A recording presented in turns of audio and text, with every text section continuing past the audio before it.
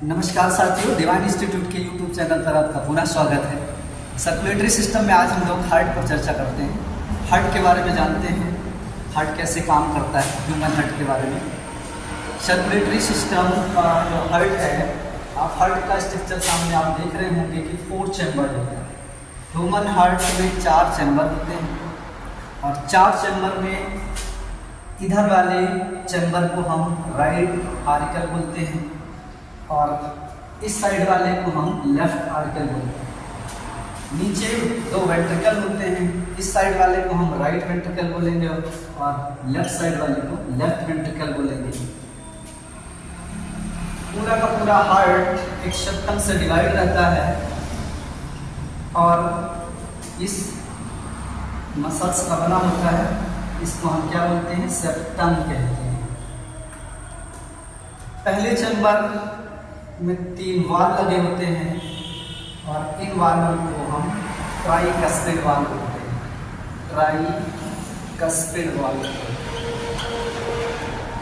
इसी तरीके से दूसरी साइड में, लेफ्ट साइड में भी आर्किल और वेंट्रिकल को अलग करने वाली जो सेप्टम होती है उस पर भी 2 वाल होते हैं और इसको बोलते हैं बाइकस्पिड वाल।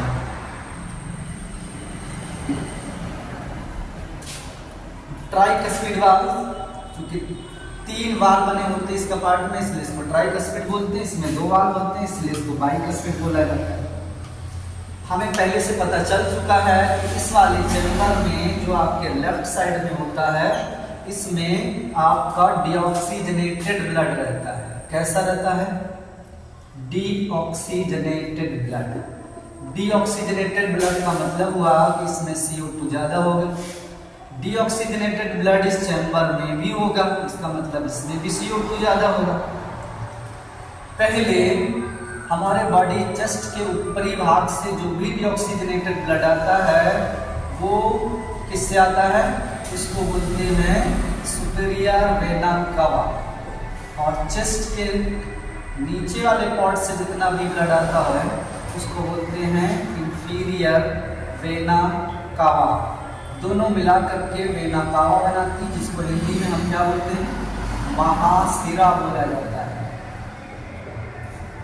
तो इसका मतलब क्या हुआ कि हमारे बॉडी के जो चेस्ट होता है, सीना होता है, सीने के ऊपर से आने वाली जितना ब्लड होता है वो सुपीरियर वेना कावा के द्वारा आता है और जो चेस्ट के नीचे वाले पार्ट्स होते हैं वो इंफीरियर वेना कावा से हमारे राइट ऑरिकल में आता है। और राइट ऑरिकल जब भर जाता है तो ट्राइकस्पिड वाल खुल जाती है नीचे की तरफ और पूरा का पूरा डीऑक्सीजनेटेड ब्लड इसमें आ जाता है, राइट वेंट्रिकल में आ जाता है। राइट वेंट्रिकल से फिर निकलने के लिए, क्योंकि ये भी कैसा ब्लड है? ये भी अशुद्ध है, इम्प्योर ब्लड। यहाँ से एक निकली हुई है, क्या बोलेंगे इसको? Pulmonary artery. क्योंकि जो हाथ से ब्लड हमारे बॉडी में आ रहा होता है उसको क्या बोलेंगे? पल्मोनरी वेन बोलेंगे। क्योंकि डीऑक्सीजनेटेड ब्लड जो लेके आता है उसको हम क्या बोलते हैं? सिराएं बोलते हैं या वेन बोलते हैं। तो ये वाली जो आपकी ब्लड आर्टरी है, सॉरी, जो आपका वेन है वो कहाँ को ले जा रहा है?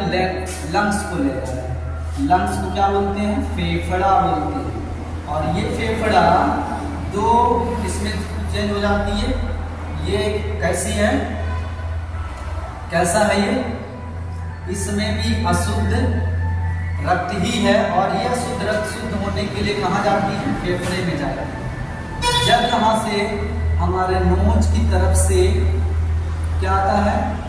एयर आती है और एयर में क्या होती है? ऑक्सीजन होता है, वो ऑक्सीजन हमारे लंग्स में आ जाता है और लंग्स में आने के बाद इस अशुद्ध रक्त को फिर से शुद्ध कर देता है और शुद्ध करने के बाद 2 इसमें से क्या निकली हुई हैं? 2 इसमें से क्या निकली हुई हैं? क्या बोलेंगे इसको? इनको बोलेंगे सिराएं बोलेंगे। ये सिराएं पल्मोनरी वेन कहलाती हैं। पल्मोनरी वेन आकर के फिर से हमें कहाँ आती है? लेफ्ट ऑरिकल में आती है और लेफ्ट ऑरिकल जैसे भर जाती है दोनों लंग्स से शुद्ध रक्त को ला करके इसको जैसे भरेगी, भरने के बाद यहाँ पर जो आपका ऑरिकल है जिसको आप अलिंद बोलते हो, जो नीचे वाला है, जिसको वेंट्रिकल या इसको निलय बोलते हो, इसके दोनों के बीच में 2 वाल्व वाला एक कपाट होता है, जिसको बाइकस्पिड वाल्व कहते हो। और ये खुल जाती है और इधर का जो ऑक्सीजनेटेड वाला ब्लड है, इसमें O2 कहाँ से आ गई, लंग्स से आ गया, और ये आकर के कहाँ चली जाती है, नीचे वाले चैम्बर में आ जाता है, जिसको आप लेफ्ट वेंट्रिकल बोलते हैं या बायां निलय कहते हैं। वैसे ये चैम्बर दोनों, जो निलय वाले नीचे वाले, ये ऊपर वाले चैम्बर से बड़े होते हैं, क्योंकि इसमें क्या होता है, यहाँ से ब्लड भेजा जाता है, इसलिए ये थोड़ा बड़े हो जाते हैं। और जो लेफ्ट वेंट्रिकल है, इसका चैम्बर सबसे ज़्यादा बड़ा होता है और सबसे ज़्यादा मजबूत भी होता है, मजबूत सिस्टम से घिरा होता है, क्योंकि सबसे ज़्यादा इसी पर ब्लड भी रहता है, इसी पर सबसे ज़्यादा दबाव रहता है, इसलिए सबसे ज़्यादा चैम्बर मजबूत होता है। अब यहाँ पर भी ऑक्सीजनेटेड ब्लड ऊपर से आ गया।